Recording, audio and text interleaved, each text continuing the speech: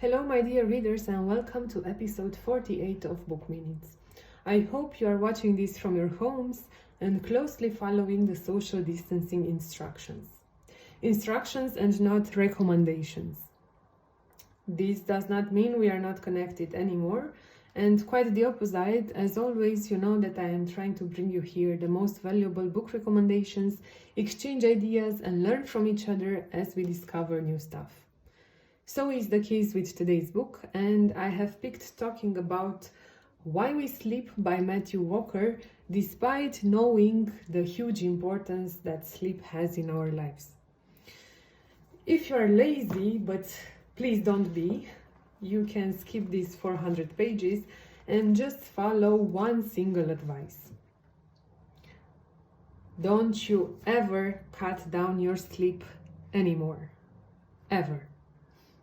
If you want to still be physically and mentally independent in your last days of your life, of course.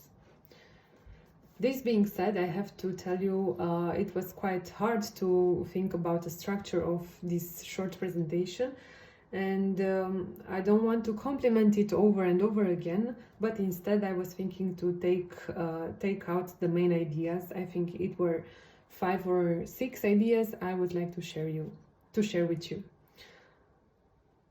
I would begin with the work environment. So when we are at work, avoid by any cost scheduling presentations right after lunch. This derives from the biphasic sleep habit, which describes the need to sleep for a little while during the day. You know very well that the Spanish, Greeks, and so on have their fiestas. Well, giving up on them, according to the studies done by the author, the heart disease rates are growing up by 37%, quite high.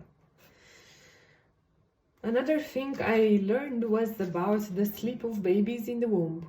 Very rarely, contrary to all popular beliefs, very rarely are they awake. When the baby is kicking, he is actually dreaming, being into the REM phase. But his little brain is not yet so developed to control his muscles. Therefore, he kicks. Going back a little bit to the work habits, I found out that Denmark is the first country that pays full refund to breast cancer ill women after they have worked as night shift medical caregivers or as flight attendees. At this point, I am asking myself, isn't it funny that nobody talks about these things? In Romania, for example, it's one of the coolest, or I don't know, it's one of the teenagers' dream jobs. They all want to become flight attendants and see the world. Maybe we can put more thought in these things next times. Moving on, another idea I immediately shared with my friends was related with the usage of devices for reading.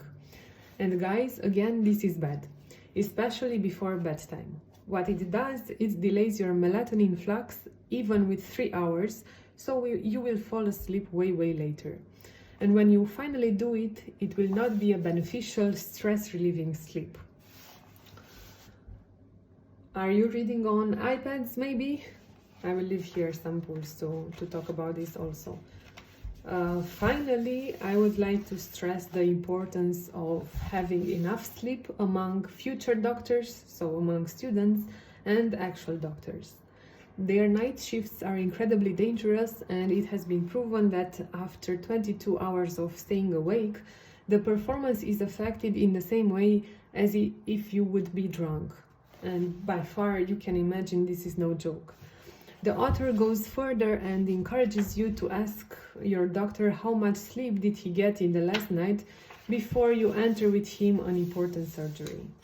I'm curious now, would you do this, or would you have some concerns about it? Anyway, these were just some brief examples of ideas that really got me thinking. The best would be to read the book by yourself and test them on your skin. One more point about the writing style. It is not necessarily easy, so maybe you will need some more time to get it through. But please be patient. I promise you it will pay off at the end. Until next time, this was episode 48. I hope you found it useful. Let me know what you think and see you on YouTube, where I am looking forward to your questions, comments, and wherever you might be thinking. Thank you.